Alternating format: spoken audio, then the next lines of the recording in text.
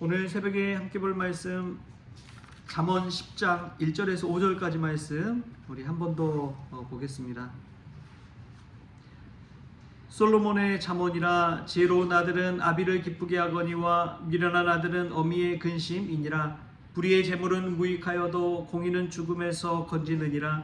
여호와께서 의인의 영혼은 줄이지 않게 하시나 악인의 소욕은 물리치시느니라. 손을 게으르게 놀리는 자는 가난하게 되고 손이 부지런한 자는 부하게 되느니라.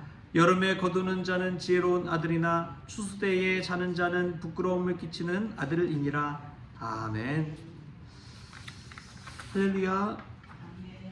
오늘 말씀에서도 귀한 하나님의 은혜가 저와 여러분에게 있기를 소망합니다. 어제 월요일은 이제 목회자들에게 쉬는 날이죠. 그래서 이제 오랜만에 안산에 있는 그 목회자 축구 대회를 다녀왔습니다. 가서 참 은혜를 많이 받았어요. 우선은 뭐 처음 시작할 때 예배드리고 뭐 마지막에 또 기도로 폐회하고 그런 것도 참 은혜 받았는데, 무엇보다도 네 팀이 참가했는데 다 성적이 나오잖아요. 1등, 2등, 3등, 4등이 다 나오는데 상금이 다 똑같았습니다. 그러면서 하는 이야기가 그런 거였어요. 큰 교회든 작은 교회든 어디서 뭐 도시에서 목회하든 시골에서 목회하든 하나님께 받은 상급은 같다. 그런 이야기를 하면서 이제 상금을 주는데 되게 은혜가 되더라고요. 좀 성적이 안 나올 수도 있잖아요. 그럼에도 불구하고 같은 상급을 딱 받으니까 다들 얼굴이 확 밝아지는 거예요. 또 이긴 분들은 이긴 대로 기쁘고, 또 졌지만 그럼에도 불구하고 상금도 같으니까 또 기뻐하고, 그런 모습이 여기가 참 천국 같구나, 그런 생각이 들었습니다. 다 밝은 얼굴로 웃으면서 기쁨을 함께 하는 것이죠. 우리가 주님 안에서 늘 기뻐할 수 있기를 축복합니다. 하나님 앞에 가서 상급 받을 때 그 기쁨이 오늘 이 새벽을 깨워 기도하는 이 시간에도 우리 마음 심령 가운데 임할 수 있기를 주신 예수님의 이름으로 축원합니다. 오늘 솔로몬의 잠언 이 10장 말씀, 특별히 1절에서 5절까지를 묵상하다 보니까 이 말씀 안에 죄의 덕목이 있고 의의 덕목이 있다는 것을 보게 됩니다. 죄의 덕목은 불의한 것이고, 또 악인의 소욕, 욕심에 관한 것이고, 또 게으름에 관한 것이죠. 이러한 죄의 덕목들이 오늘 말씀 2절, 3절, 4절, 5절 계속해서 나오고 있습니다. 불의의 재물을 가지고 있다는 것, 불의로 해서 내가 재물과 재산을 얻었다는 것, 여러분, 재물이 나쁜 것이 아닙니다. 돈이 나쁘다는 것이 아니에요. 돈을 어떻게 쓰느냐에 따라서 그 쓰임새가 달라지기 마련이죠. 돈이 나쁜 게 아니라 돈을 쓰는 사람의 마음이 문제라는 것이죠. 그래서 불의의 재물로 얻었다, 내가 정당한 방법으로 내 수고와 노력을 통해서 땀을 통해서 얻은 재물이 아니다. 그런 재물은요 늘 근심 걱정을 가져오기 마련입니다. 불안한 거예요. 나의 죄로 인해서 나의 불의가 드러나면 모든 재물 다 뺏기는 거잖아요. 뿐만 아니라 세상에 벌도 받아야 되잖아요. 그런 재물이다 보니까 마음에 근심 걱정이 있습니까? 떳떳하게 쓸 수가 있습니까? 그런 불안감이 언제나 마음속에 늘 가득하게 되는 것이죠.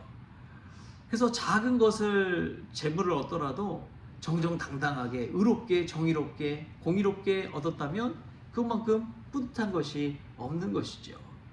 불의의 재물이 가지고 있는 이 죄의 덕목이 있고, 또 반대로 의의 덕목이 있는 것이지요. 의의 덕목은 공의입니다.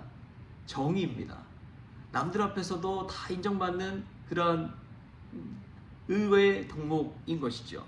또 보면은 욕심이 의인의 소욕은 물리치시는데, 의인의 영혼은 줄이지 않게 하시는데 악인의 소욕은 물리친다라고 나옵니다. 사람이 참 취해지는 게 욕심 때문에 그렇습니다. 자꾸만 뭔가를 더 얻으려고 욕심을 부리다 보면 무리하게 되고 무리수를 두게 되고, 그러다 보면 평정심을 잃어버리고 잘못된 길로 빠지기 마련인 것이죠. 좀만 더 하다가 사람의 인생이 완전히 처음 시작과는 달라져 버리는 것을 많이 보게 됩니다. 그럼에도 불구하고 의인의 영혼은 줄이지 않게 하신다라는 말씀. 의인의 영혼이 왜 줄이지 않을까요? 의인은 육체의 만족을 위해 사는 것이 아니라 영혼의 만족을 위해 살기 때문에 그렇습니다. 그래서 신앙생활 이렇게 잘 하시는 분들은 교회 와서 신앙생활하며 만족하는 게 무엇 때문에 만족하느냐? 뭐 교회 어떤 뭐 프로그램이나 시스템이나 이런 거에 만족하기보다도 예수님으로 만족하기 때문에 그런 분들은 마음이 늘 평안이 있고 기쁨이 있고 행복이 있는 것이죠.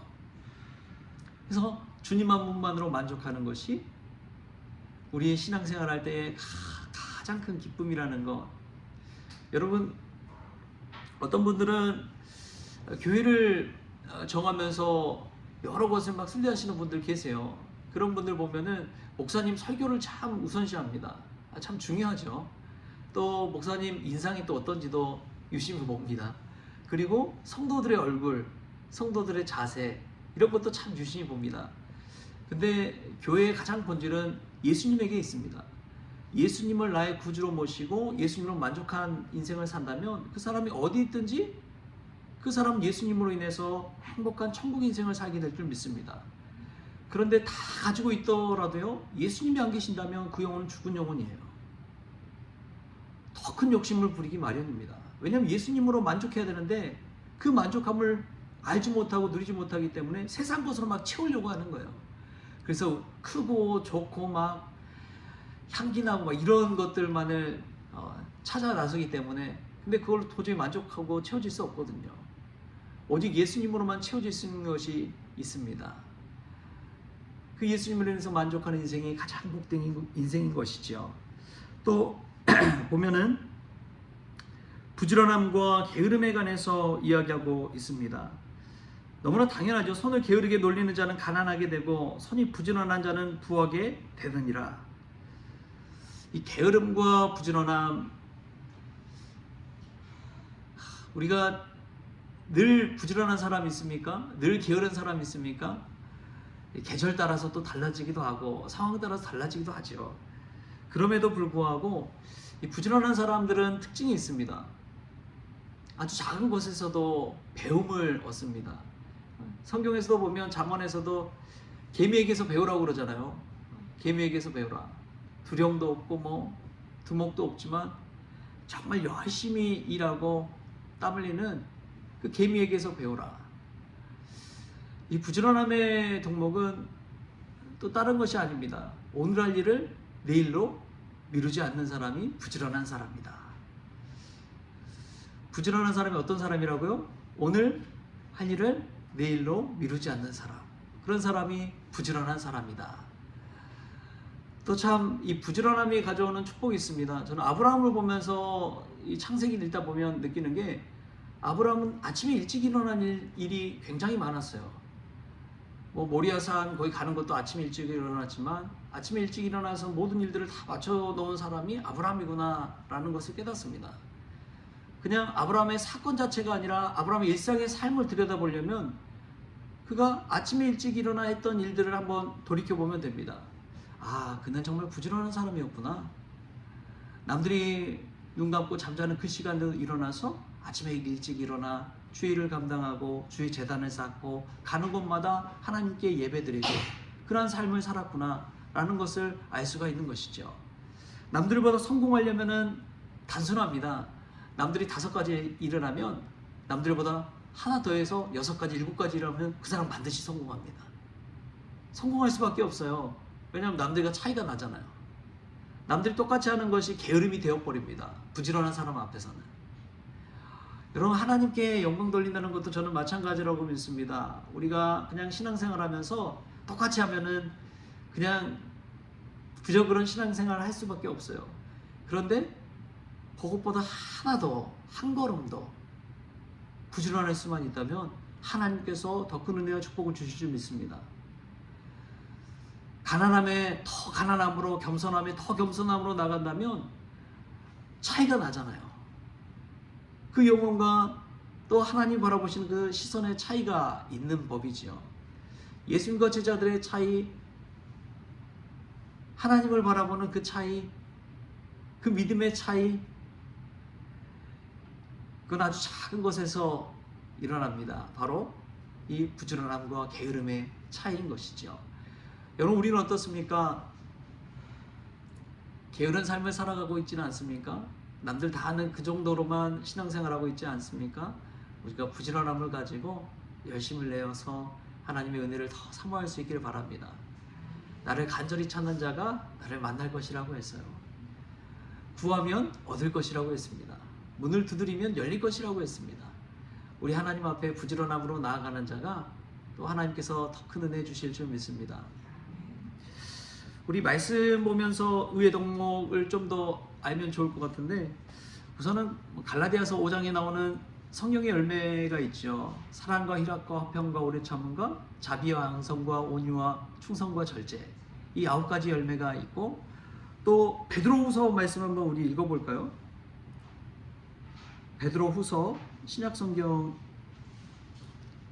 베드로후서 1장 5절에서 7절까지 말씀 한번 읽어보겠습니다. 베드로후서 1장 5절에서 7절 말씀 함께 읽겠습니다.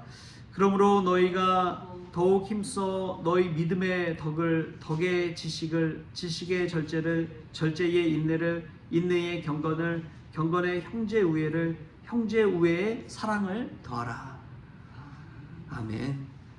여러분, 사도 베드로가 말한 이 말씀, 이 의의 덕목들을 우리의 신앙의 덕목으로 세워가는 저 여러분 될 수 있게 축복합니다. 오늘 솔로몬의 잠언에 나오는 불의와 욕심과 게으름을 던져버리고 공의와 예수님으로 만족함과 부지런함으로 오늘 하루를 힘있게 살아나는 저와 여러분 될 수 있기를 주신 예수님의 이름으로 축원합니다. 기도하겠습니다. 주신 하나님 감사합니다. 우리가 늘 신앙생활하면서 죄의 덕목을 경계하게 하여 주시고 의의 덕목을 사모하는 인생 되어지게 하여 주옵소서.